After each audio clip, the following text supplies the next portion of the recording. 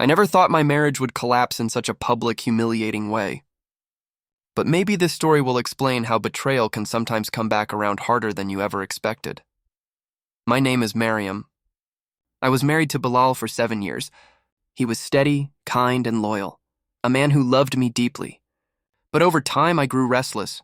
Our life became routine, predictable, almost boring. That's when I made the mistake that ruined everything. I met someone at work. His name was Danish. He was charming, funny, and knew exactly what to say to make me feel wanted. What started as harmless conversations over coffee quickly escalated into something more.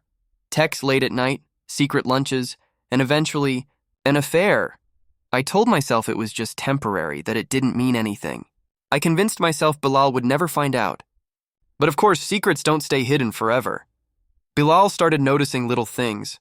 Me smiling at my phone, staying late at the office, being too tired for him at home. He never confronted me right away. Instead, he stayed quiet, watching, waiting, and gathering evidence. And then came the night everything exploded. Bilal invited me to a family dinner at a restaurant. I thought it was just another gathering, so I dressed up and went along, pretending everything was fine. When we arrived, I noticed more people than I expected, our parents, siblings, even some close friends. I felt uneasy, but brushed it off. Halfway through the dinner, Bilal stood up and tapped his glass. He said he had something important to share. I smiled awkwardly, expecting maybe an announcement about a promotion or a vacation plan. But then he pulled out a USB drive and handed it to the restaurant staff.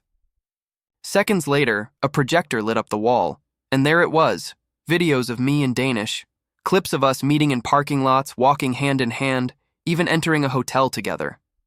Every whisper, every laugh, every betrayal I thought was hidden, exposed in front of everyone I loved. Gasps filled the room. My mother covered her mouth in shock. My father lowered his head in shame. Bilal's parents looked broken. But the worst part? Danish was there too. I hadn't realized it until Bilal gestured toward the corner. Danish had been invited to the dinner. He sat frozen, pale, unable to move as his face appeared on the screen next to mine. Bilal turned to him and said coldly, "You thought you could steal my wife in secret? Now everyone knows who you really are?" The room erupted into chaos. My brother stood up and shouted at Danish, nearly ready to hit him. Danish tried to defend himself, but the video spoke louder than any excuse. His career, his reputation, everything started crumbling right there in that restaurant. I wanted to crawl under the table and disappear. My entire world collapsed in one night. When the video ended, Bilal placed a folder on the table. Divorce papers, signed. He looked at me with a mixture of pain and strength I'd never seen before. "Mariam," he said, his voice steady, "I gave you my heart, my loyalty, and my trust. You threw it all away. Tonight I'm setting myself free." Then he walked out. No shouting. No violence. Just cold, brutal truth. My family refused to speak to me that night. My father called me a disgrace. My mother wept openly, saying she didn't raise me to be this way. I begged them to understand, but what could I say? That it was just boredom?